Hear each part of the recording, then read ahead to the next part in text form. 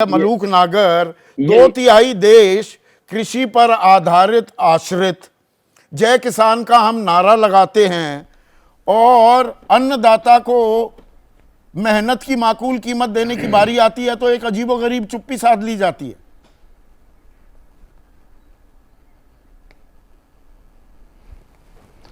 संदीप जी, एक तो thank you very much, और बढ़िया लग रहा है कि आपको सैल्यूट करने का मन करता। उन मुद्दों को आप लेके आते हो जिन मुद्दों को लेके पार्लियामेंट में मैं जूझता हूं, भिड़ता हूं, टकरता हूं। और ये आज एक हल्की शिकायत है, बीजेपी का प्रवक्ता क्यों नहीं है यहां, ताकि उसको पकड़ के जिस तरह दूसरे मुद्दों पे दूसरे टेलीविजन पे वो करते हैं, आज उनकी हालत हम यहां ये कर देते। ये गन्ने का 23 बार 5 साल में मैंने मुद्दा लगातार उठाया है। और संदीप जी, आपको बढ़िया लगेगा कि आपके मुजफ्फरनगर में बागपत पास में ही है, बिजनौर लोकसभा में हूँ। मुजफ्फरनगर में टिकैत साहब, इनका आशीर्वाद हमारे साथ रहता है। एक बार ये भी एमपी लड़े, अमरोहा से इनके बराबर में मैं लड़ रहा था। जब तक टिकैत साहब जैसे लोग पार्लियामेंट में नहीं जाएंगे, जब तक कुछ नहीं होगा। और जो वहां पे किसानों की बात कोई करता ही नहीं है, कोई देखता ही नहीं है। एक दिन मुझे पता है, मैं गन्ने के मूल्य की रेट की बात खड़ा हुआ तो अब दूसरी तरफ से बीजेपी से आवाज आई, गन्ना गन्ना गन्ना। तो मैंने हाथ नीचे करके कहा अभी तक गांडा भी कहूंगा, और मैंने बात रखी। स्पीकर साहब बोले, अच्छा मलूक भाई तुम ही बताओ आज कैसे गन्ना का रेट बढ़ेगा। संदीप जी, मैंने 1.5 मिनट में बना दिया। मैंने कहा जी अब बढ़वाओ। बोले नहीं, मैं बढ़ाने के लिए नहीं कह रहा था, मैं तो ये कह रहा था कि क्या बताओ कैसे बढ़ेगा। अरे सीधी बात है, अगर कोई बीजेपी का यहाँ बैठा होता कि किसान के परिवार में जितने लोग हैं उनकी तनख्वाह जोड़ी जाए, और उनकी तनख्वाह जोड़ने के बाद जो खेत की सारी फसल तैयार करने में, चाहे जुताई हो, चाहे पिनाई हो, चाहे बुआई हो, चाहे उसको पानी लगाना हो, चाहे खाद हो, चाहे फिर उनको आखिर तक जहां बिक्री करने तक लेके जाना हो, सारा अगर कहें तो 1 पैसा नहीं बचता।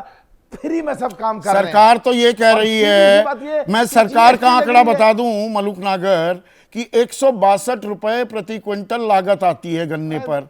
मैंने कई बार, एक बार नहीं कई बार कहा कि मेरे भी सारे खेत ले लो, 162 में बो के दिखा दो, खड़ा करके दिखा दो, ईख सारा ईख थारा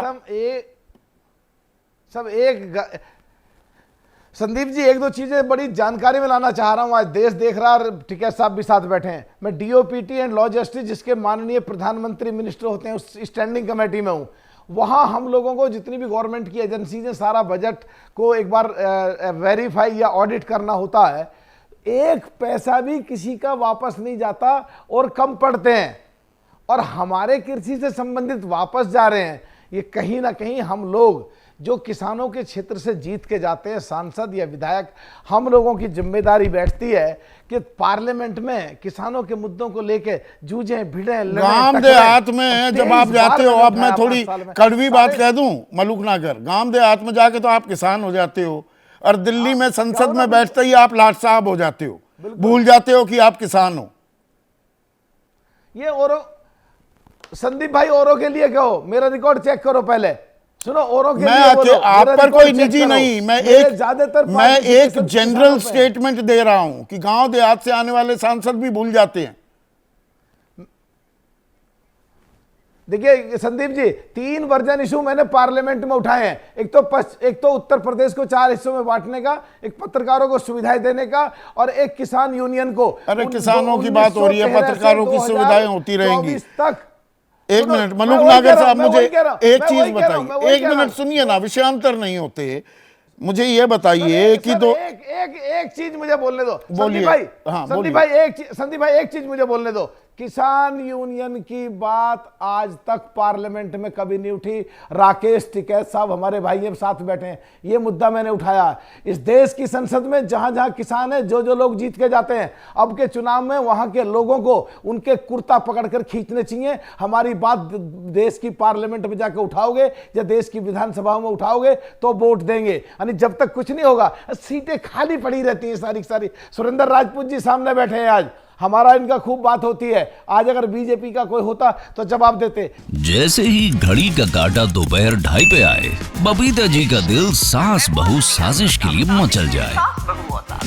और ये है इनकी बहू, पूरे दिन ऑफिस की टेंशन हो जाए गॉन जब ये करें अपना फेवरेट शो फ्री टाइम पे ऑन।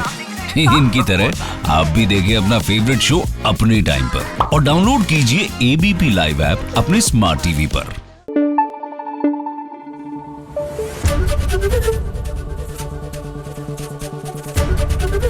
एबीपी न्यूज आपको रखे आगे।